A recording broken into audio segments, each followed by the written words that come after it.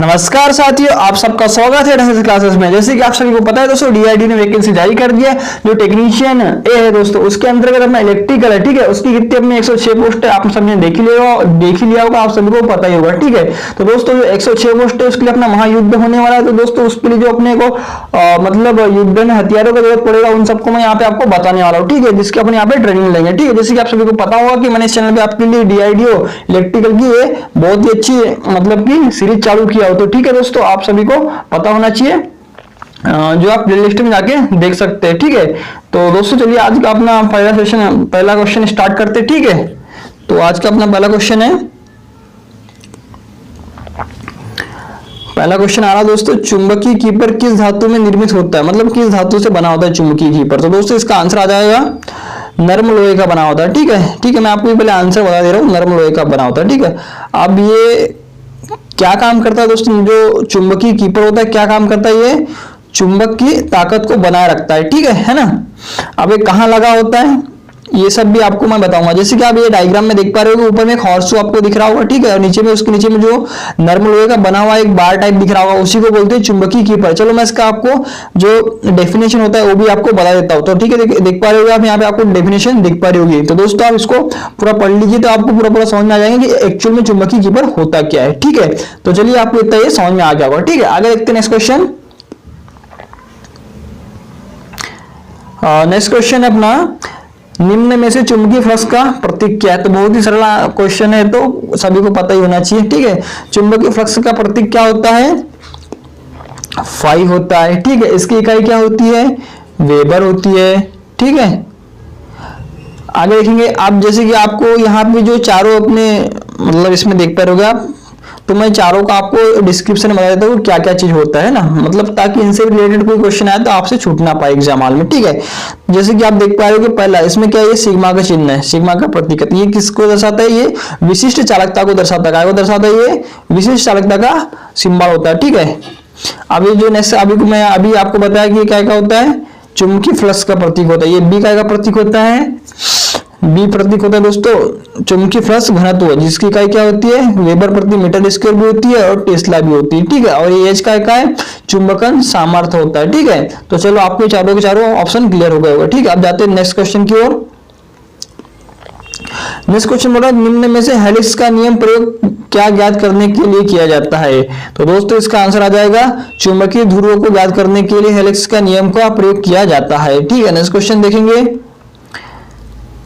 Next question है, 5 cell समांतर में जोड़े गए तो प्रत्येक सेल 2 वोल्ट का है, तो कुल वोल्टेज कितना होगा। तो दोस्तों आप सभी को पता होना चाहिए कि जब समांतर क्रम रहता है तो उसमें V जो होता है, ठीक है, V बराबर V1 बराबर V2 बराबर V3, मतलब कि जो समांतर क्रम होता है दोस्तों उसमें वोल्टेज क्या होता है, हमेशा समान रहता है। इसीलिए जो अपने घरों की, भवनों की, कार्यशालाओं की जितनी भी वायरिंग होती है वो कायम होती है, समांतर क्रम में होती है, ठीक है। इसीलिए समांतर क्रम में वोल्टेज क्या होगा, 2 ही वोल्ट होगा, क्योंकि इसका जो पहले का वोल्ट कितना है, 2 ही वोल्ट दिया हुआ है। तो ठीक है, इसका आंसर भी कितना आ जाएगा, 2 वोल्ट आ जाएगा, ठीक है। आगे देखिए नेक्स्ट क्वेश्चन। नेक्स्ट क्वेश्चन क्या बोल रहा है, एक मीट्रिक एचपी में कितने वाट होता है। तो आपको पता होना चाहिए कि जो एक ब्रिटिश एचपी होता है और एक होता है मीट्रिक एचपी अपने, ठीक है, इसमें है ना, इलेक्ट्रिकल में है ना। तो इसने क्या पूछा है, मीट्रिक एचपी पूछा है, इसीलिए 735.5 वाट होता है, ठीक है। अगर आपको बीएचपी पूछता, ब्रेक हॉर्स पावर मतलब बीएचपी में पूछता तो कितना आता, 746 वाट आता, ठीक है। और मीट्रिक में पूछा इसलिए 735 वाट आ जाएगा। हाँ, बीएचपी में पूछता तो 740 वाट आता, ठीक है। ये आपको क्लियर हो जाना चाहिए, ठीक है, ये सब क्लियर ही रहना चाहिए। अब जानेंगे नेक्स्ट क्वेश्चन की ओर। तो नेक्स्ट क्वेश्चन है, देख पा रहे हो, अचालक ई वर्ग का तापमान सहन होता है, मतलब कि इसका कितना डिग्री सेल्सियस होता है। तो दोस्तों इसके लिए मैंने बहुत ही अच्छा एक ट्रिक बताया आपको, आप सभी को याद ही होना चाहिए। तो बाकी तो ठीक है, क्योंकि इसका एक ट्रिक है दोस्तों, जैसे कि मैं आप इसमें लिख कर जाता था, ठीक है। ये YAI एक बार फेल हो चुके, ठीक है। अब जो y है दोस्तों इसका कितना होता है, 90 होता है। a है इसका कितना होता है, 105 डिग्री सेल्सियस होता है। e है इसका कितना डिग्री सेल्सियस होता है, 120 डिग्री सेल्सियस होता है। b इसका 130 डिग्री सेल्सियस होता है। यह इसका 155 डिग्री सेल्सियस होता है। h इसका 180 डिग्री सेल्सियस होता है। और जो c है दोस्तों इसका 180 से 180 डिग्री सेंटीग्रेड से 220 डिग्री सेंटीग्रेड होता है। तो अपने को किसका पूछा है इसमें, इसमें पूछा ई का, तो ई का कितना आ जाएगा दोस्तों 120 डिग्री सेंटीग्रेड, जैसे कि आप इसमें देख पा रहे होगे। ठीक है दोस्तों, इसको शॉर्ट याद करने की ट्रिक है, ए आई एक बार फेल हो चुके हैं। ठीक है, ये आपको याद रखना पड़ेगा एग्जाम हॉल में दोस्तों। ऐसा जरूरी नहीं है कि आपको ई का ही पूछे, किसी का भी पूछ सकता है। ठीक है, तो बहुत ही अच्छी ट्रिक है, इसको आप याद रख सकते हैं। ठीक है, आगे देखेंगे नेक्स्ट क्वेश्चन।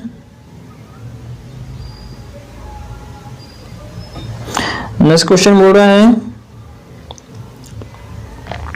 कार्बन का तापमान बढ़ने पर प्रतिरोध क्या होता है, क्या होता है, घटता है। क्यों घटता है वो बता देता हूं आपको, क्योंकि दोस्तों एक ऐसा अपवाद है जिसको गर्म करने पे उसका जो रेजिस्टेंस है वो कम होता है, इसीलिए हम इसको कायम में यूज करते हैं। जो कम्यूटेटर होता है दोस्तों, उससे जो अपन आउटपुट सप्लाई लेते हैं ना, कम्यूटेटर के पास में लगा हुआ था डीसी जनरेटर जो होता है, हम जब आउटपुट सप्लाई लेते हैं तो उसमें क्या होता है, हमको डीसी सप्लाई मतलब कम्यूटेटर डीसी सप्लाई देता है हमें, है ना। तो ये आउटपुट सप्लाई लेने के लिए इसका उपयोग किया जाता है। और इसमें क्या होता है, सेल्फ लुब्रिकेंट प्रॉपर्टी होती है, क्योंकि जो कम्यूटेटर के साथ में ऐसा लगा हुआ होता है दोस्तों। ठीक है, ये है ना, तो ये क्या करता है, ये खुद घिस जाता है लेकिन कम्यूटेटर को घिसने नहीं देता। ठीक है, ये इसलिए एक आदर्श पदार्थ भी है। ठीक है, और ये एक ऐसा अपवाद है जो क्या होता है दोस्तों, गर्म होने पे इसका रेजिस्टेंस घटता है, इसीलिए अपने को अच्छी विद्युत वाहक बल जो अपना आउटपुट में मिलता है अच्छा मिलता है, मतलब जो हम आउटपुट में कलेक्ट करते हैं धारा और वोल्टेज को। ठीक है, इसीलिए इसका वहां पे इसका यूज किया जाता है। और जितने अपने कंडक्टर होते हैं, ठीक है, कंडक्टर मतलब चालक, जो चांदी सोना एल्यूमिनियम तांबा ये सब क्या होते हैं दोस्तों, पीटीसी होते हैं, पॉजिटिव टेम्परेचर कोएफिशिएंट होता है, क्योंकि ये क्या होता है, टेम्परेचर बढ़ने पर इनका रेजिस्टेंस क्या होता है, बढ़ता है। ठीक है, और ये जो कार्बन होता है इसका रेजिस्टेंस क्या होता है, घटता है। तो दोस्तों आपको ये सब क्लियर हो गया होगा। और जो कार्बन होता है ये क्या होता है, एनटीसी होता है। एनटीसी क्यों होता है, इसका रेजिस्टेंस घटता है, इसीलिए इसको बोलते हैं नेगेटिव टेम्परेचर कोएफिशिएंट बोलते हैं। ठीक है, आपको इतना समझ में आ रहा होगा जो मैं आपको बताना चाह रहा हूँ। ठीक है, साथ में आपको समझ में भी आ रहा होगा। ठीक है, अब देखेंगे आप नेक्स्ट क्वेश्चन, भूरा काला हरा रंग निर्धारित प्रतिरोध का मान क्या होता है। तो दोस्तों इसको भी याद रखने की एक शॉर्ट ट्रिक है, जिसको बोलता हूं मैं बी रॉय Great Britain very good wife. ठीक है, ये अपने कलर हो गए। उसके बाद में आ जाएगा गोल्डन सिल्वर नो कलर, जिसका दोस्तों टॉलरेंस होता है कितना, गोल्डन का कितना होता है, +-5% होता है। ठीक है, और आपको पूछेगा सिल्वर का अगर पूछता है तो +-10% होता है। और नो कलर का कितना होता है, +-20% क्या होता है, इनका टॉलरेंस होता है। इसमें क्या होती है, टोटल चार्ज जो अपना आपको मैंने वर्ण ये जो कलर बताया, ये सब क्या पहला क्या आता है, ब्लैक ब्राउन रेड ऑरेंज। ठीक है, ये सब कलर को याद करने की शॉर्ट ट्रिक है। ठीक है, तो देखेंगे इसमें क्या पूछा हुआ है हमको, भूरा काला हरा नीला का रंग नीला। तो दोस्तों इसमें क्या होता है, 4 रो होती है। जो पहली रो होती है दोस्तों 0 से स्टार्ट होती है 1 से 9 तक। दूसरी रो भी क्या होती है, 0 से स्टार्ट होती है 1 से 9 तक। तीसरी रो काय की होती है, मल्टीपल की होती है, जिसमें क्या होता है 0 पर 0 की घात होती है। ठीक है, तो उसका माना जाएगा 1। फिर उसके बाद आ जाएगा दोस्तों 10 पर 1 की घात होती है, जिसका माना जाएगा 10 आ जाएगा। ठीक है, फिर उसके बाद आ जाएगा 10 पर 2 की घात, जिसका आ जाएगा कितना है, 100 आ जाएगा। ठीक है, इस प्रकार से ये चलते रहता है। ठीक है, 4 तक चलता है। फिर उसके बाद में +-5% तो उसका हो जाता है सुनहरी का। ठीक है, तो ये सब आपको समझ में आ रहा होगा मैं क्या बताना चाह रहा हूं आपको। ठीक है, तो इसका आंसर आ जाएगा दोस्तों, इसका आंसर आ जाएगा 1 मेगा ओम। अब ये कैसे आएगा, जैसे कि भूरा तो ब्लैक का 0 हो गया, भूरा मतलब कि 1 आ जाएगा। ठीक है, फिर दिया काला तो काला का तो 0 हो जाएगा इनटू। ठीक है, हरा पूछा है तो हरा पे दोस्तों 10 पर 5 की घात होगी तीसरी रो पे मल्टीपल में। ठीक है, तो इसमें दिया 1 मेगा ओम, तो 1 मेगा ओम इसलिए इसने लिख दिया क्योंकि 1 इंटू के इसमें क्या कर दिया 10 पर 6 की घात कर दिया, इस जीरो को उसने यहाँ पे पुट कर दिया। ठीक है, तो हम ऐसा भी लिख सकते हैं, फिर 1 मेगा ओम का मान ही होता है 10 पर 6 की घात। तो ठीक है, ये आपको क्लियर हो गया होगा। ठीक है, नेक्स्ट क्वेश्चन देखेंगे। नेक्स्ट क्वेश्चन क्या बोल रहा है, समान प्रयुक्त वोल्टेजता पर वो लैंप अधिक करंट लेगा। मतलब किसका बोलने का मतलब अर्थ क्या बोल रहा है, समान प्रयुक्त वोल्टेजता पर कौन सा लैंप अधिक करंट लेगा।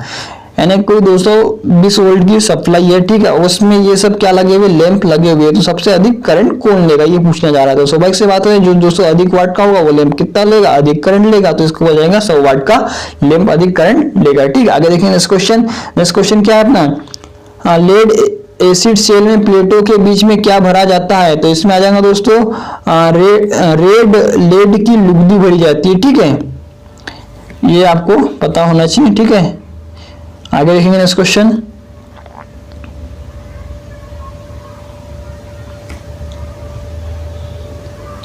आगे नेक्स्ट क्वेश्चन बोल रहा है कि बैटरी की क्षमता काय में मापी जाती है, तो ये काय में मापी जाती है, बहुत इंपॉर्टेंट क्वेश्चन है, कई बार एग्जाम में आ चुका है। एम्पियर घंटे में, एम्पियर हावर बोलते हैं, ठीक है, AH को लिखा हुआ भी आता है कई बार, ठीक है, ऐसा भी आ सकता है आपको, ठीक है। आप देखेंगे नेक्स्ट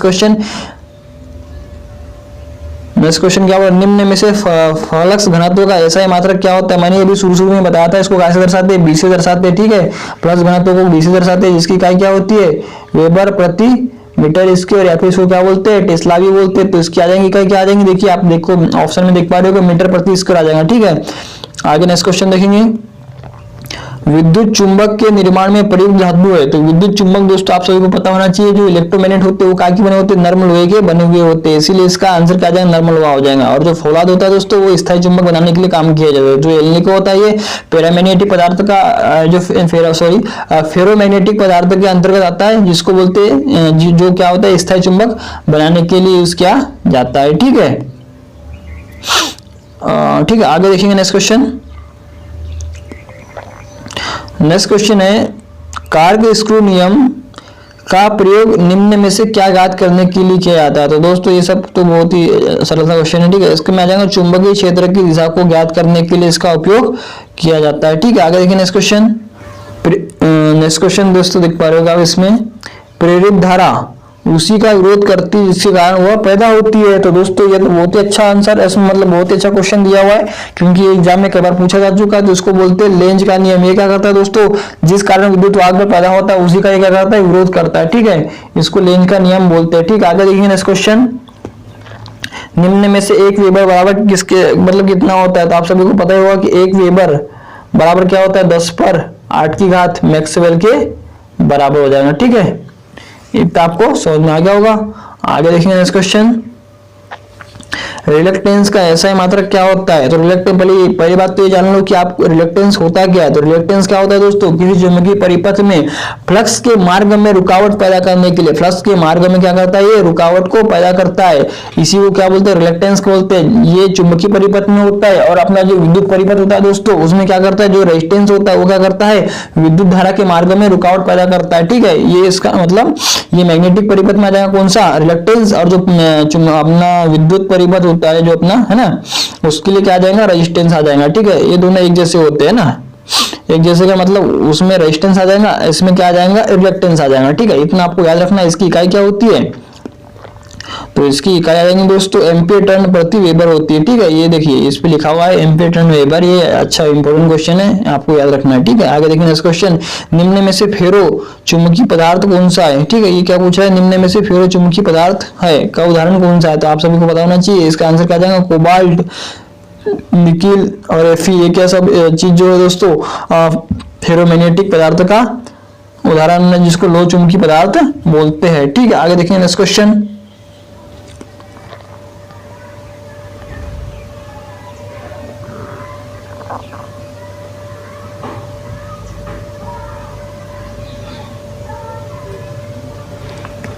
नेक्स्ट क्वेश्चन देखिए दोस्तों, आप सभी को देख पा रहा होगा, निम्न में से नहीं सॉरी देखिए, तो नेक्स्ट क्वेश्चन देखिए दोस्तों, चुंबकीय क्रोड धातु बना होता है। तो जो चुंबकीय क्रोड मतलब जो होता है अपना धातु किसका बना होता है, कोर जो बनी होती है किसकी बनी होती है, वो काय की बनी होती है, सिलिकॉन स्टील की बनी हुई होती है। क्यों सिलिकॉन स्टील के बनाते हैं, सिलिकॉन स्टील के बनाने से दोस्तों जो हमारा हिस्टेरिसिस लॉस होता है वो क्या होता है, कम होता है। जैसा जो कोर होती है दोस्तों वो क्या होती है, लेमिनेटेड पतली पतली पत्तियों के रूप में बनाई जाती है। अब लेमिनेशन क्यों किया जाता है, एडी करंट लॉस को कम करने के लिए। और जो सिलिकॉन स्टील की मात्रा उसमें मिलाई जाती है दोस्तों, तथा उसको सिलिकॉन स्टील का बनाया जाता है, तथा सिलिकॉन स्टील की मात्रा उसमें 3 से 4% मिलाई जाती है, जो क्या करती है, हिस्टेरिसिस लॉस को कम करती है। इसलिए जो अपने कोर होती है, जो ट्रांसफार्मर की कोर होती है वो काय की बनाई होती है, सिलिकॉन स्टील की बनाई जाती है, ठीक है। इसको या फिर आप अगर बी में जो लिखा जाता है दोस्तों CRGO भी बोलते हैं, उसको बोलते हैं cold rolled grain oriented steel. कई बार ये भी आपको पूछा जा सकता है, ठीक है। तो इतना देखिए, इससे जो भी मेरे से बन रहा था, इसमें जो भी कॉन्सेप्ट था दोस्तों, ये सब आपको मैंने बता दिया, ठीक है। आगे देखेंगे नेक्स्ट क्वेश्चन। नेक्स्ट क्वेश्चन बोल रहा है कि ट्रिकल चार्जिंग क्या हो रहा है, ट्रिकल चार्जिंग में सामान्य करंट कितना प्रतिशत दिया जाता है, ठीक है। तो सामान्य प्रतिशत दोस्तों, ट्रिकल चार्जिंग क्या होता है, एक कम विद्युत धारा पर बैटरी को चार्जिंग करना है, ट्रिकल चार्जिंग कहलाता है, ठीक है। तो इसमें आंसर आ जाएगा इसका 3% आ जाएगा, ठीक है। आगे देखेंगे नेक्स्ट क्वेश्चन। नेक्स्ट क्वेश्चन क्या होता है, एक विद्युत प्रेस 230 वोल्ट की सप्लाई पर 5 एम्पीयर करंट लेता है तो इसकी शक्ति कितनी होगी। तो ठीक है, आप इसके लिए क्या करना, P बराबर कर देना VI। देखो मैं एक काम करता हूँ, इसके तीनों फार्मूला लिख देता हूँ। P बराबर VI होता है, P बराबर I का स्क्वायर R हो जाएगा, ठीक है, और P बराबर V का स्क्वायर अपन के R। ये इतने आपको तीनों को याद रखना है। तो इसमें से आप जो भी इसमें फार्मूला लग रहा है उसमें आपको उसका मान को पुट कर दो। तो इसमें लगा है VI का मान भर देते, तो VI का मान क्या दिया हुआ है देख पाते होगे आप। तो इसमें क्या दिया है दोस्तों, V कितना दिया है 230 वोल्ट दिया हुआ है, ठीक है, इनटू 5 दिया हुआ है एम्पियर, इसका गुना हो जाएगा तो बराबर कितना आ जाएगा दोस्तों, इसका आंसर कितना आ जाएगा देख पा रहे हो। जब आप गुना करोगे तो ये 1150 वाट आ जाएगा और ये बराबर ये सामने में क्या आ जाएगा, P आ जाएगा, ठीक है। तो आगे इसका आंसर बड़ा आसान सा आंसर है, ठीक है। तो आगे देखेंगे नेक्स्ट क्वेश्चन। नेक्स्ट क्वेश्चन देखेंगे दोस्तों, लेड एसिड बैटरी को कितने एम्पियर पर आवेशित करना चाहिए। तो दोस्तों इसका आंसर आ जाएगा 6 एम्पियर तक आवेशित करना चाहिए, ठीक है, इसका ये आंसर आ जाएगा, ठीक है। नेक्स्ट क्वेश्चन देखेंगे, निम्न में से किरचॉफ के नियम के अनुसार कौन सा कथन सत्य है। तो दोस्तों इसमें पहला देखिए आप ऑप्शन देख पा रहे हो, समेशन I बराबर 0। तो ये तो सत्य है। कैसे सत्य है, क्योंकि जैसे आपको पता होगा कि किसी बंद परिपथ में जंक्शन की ओर आने वाली तथा जंक्शन से बाहर जाने वाली धारा का बीजगणित योग समेशन I बराबर क्या होता है, 0 होता है। ये किरचॉफ का फर्स्ट लॉ होता है जिसे करंट लॉ भी बोलते हैं, ठीक है। तो आपको याद रखना है। आप जानते हैं सेकंड नियम के बारे में, जो करंट किरचॉफ का जो सेकंड नियम है उसको क्या बोलते हैं, वोल्टेज लॉ भी बोलते हैं तथा वोल्टेज का नियम भी बोलते हैं। इसके अनुसार इसकी परिभाषा फिर मैं इसको डेफिनेशन बता देता हूँ दोस्तों कि किरचॉफ का वोल्टेज लॉ क्या होता है, ठीक है। किरचॉफ का वोल्टेज लॉ समेशन E बराबर क्या होता है, ठीक है, समेशन E बराबर क्या हो जाएगा दोस्तों, इसका देखिए मैं डेफिनेशन बोल रहा हूँ, किसी बंद डीसी परिपथ में आरोपित विद्युत वाहक बल का बीजगणित योग, मतलब कि का बीजगणित योग परिपथ घटकों के उल्टता पत्नों के बीजगणित योग के बराबर होता है। मतलब कि जो उसमें वोल्टेज जो ड्रॉप हुआ दोस्तों उसके योग के बराबर होता है। तो समेशन E बराबर क्या हो जाएगा, समेशन IR हो जाएगा, क्योंकि V बराबर क्या होता है, IR हो जाएगा। तो इसीलिए इसमें देख पा रहे होगे आप, दूसरा फार्मूला क्या दिया हुआ है, समेशन E बराबर समेशन IR। ये भी क्या हो जाएगा, इसका सत्य हो जाएगा, ठीक है। तो आप सभी को ये पता होगा, तो इसका आंसर क्या आ जाएगा, A B दोनों आ जाएगा, ठीक है। ये किरचॉफ के दोनों नियम थे, फर्स्ट लॉ और सेकंड लॉ, ठीक है। ठीक है दोस्तों, इतना आपको समझ में आ गया। आगे चलते हैं नेक्स्ट क्वेश्चन की ओर। देख पा रहे होगे आप, नेक्स्ट क्वेश्चन अपना नेक्स्ट क्वेश्चन है, क्या होगा यदि एक चालक में बहने वाली धारा की दिशा बदल दी जाए। तो दोस्तों इसमें क्या होगा, चुंबकीय क्षेत्र की दिशा में बदलाव आ जाएगा, ठीक है, ये इसका आंसर हो जाएगा। और दोस्तों मैं आपको एक चीज बता देना चाहूँ, जैसे आप सभी को पता ही है कि जो इंडस्ट्रियल होता है उसमें क्या होता है, 3 फेस मोटरें लगी हुई होती है, उसमें क्या होता है RY भी 3 फेस सप्लाई आती है, ठीक है। अगर आप किसी एक फेस का सीक्वेंस को चेंज कर देंगे तो जो मोटर है वो क्या हो जाएगा, उल्टी घूमना स्टार्ट हो जाएगी, ठीक है। तो ये आपको पता होना चाहिए, ठीक है। आप जानेंगे नेक्स्ट क्वेश्चन। नेक्स्ट क्वेश्चन है, अर्थ क्यों किया जाता है। तो अर्थ दोस्तों क्यों किया जाता है, अति धारा बचाव हेतु, मानव सुरक्षा हेतु, उपकरणों की सुरक्षा हेतु। तो दोस्तों इसका आंसर आ जाएगा B, मतलब इसका आंसर आ जाएगा दोस्तों मानव सुरक्षा हेतु, उपकरणों की सुरक्षा हेतु, मतलब इसका आंसर ये आ जाएगा दोस्तों D है ना, B और C दोनों इसके आंसर क्या हो जाएंगे, सही हो जाएंगे, ये भी और ये भी, ठीक है। और जो अति धारा बचाव हेतु दिया है तो दोस्तों इसके लिए क्या करते हैं, हम रिले लगाते हैं, ठीक है। ठीक है दोस्तों, तो आज का आपको सेशन कैसा लगा बताइएगा। तथा दोस्तों आपको अगर ट्रांसफार्मर की प्रैक्टिकल के बारे में जानना है तो इसमें प्लेलिस्ट में जो ट्रांसफार्मर है दोस्तों उसके बारे में बहुत ही अच्छी जानकारी दी होगी। ट्रांसफार्मर को चार्ज कैसा करते थे, ट्रांसफार्मर के अंदर में क्या क्या लगा हुआ होता है, उन सब के बारे में पूरी प्रैक्टिकली आपको जानकारी मिलेगी, ठीक है। तो दोस्तों आप बताइए कि जो आपके लिए मैंने DID की सीरीज चालू किया इलेक्ट्रिकल वाले जितने बंदे तो आपको कैसा लग रहा है, तथा दोस्तों इसमें समझाने का तरीका आपको कैसा लग रहा है। तथा दोस्तों ये बताइएगा कि जो आपको कमी लग रही है इसमें वो भी बताइएगा, ठीक है। तो दोस्तों वीडियो को मतलब अधिक दोस्तों तक शेयर करें तथा दोस्तों चैनल को सब्सक्राइब करें और लाइक करें। दोस्तों आप सबका बहुत बहुत धन्यवाद।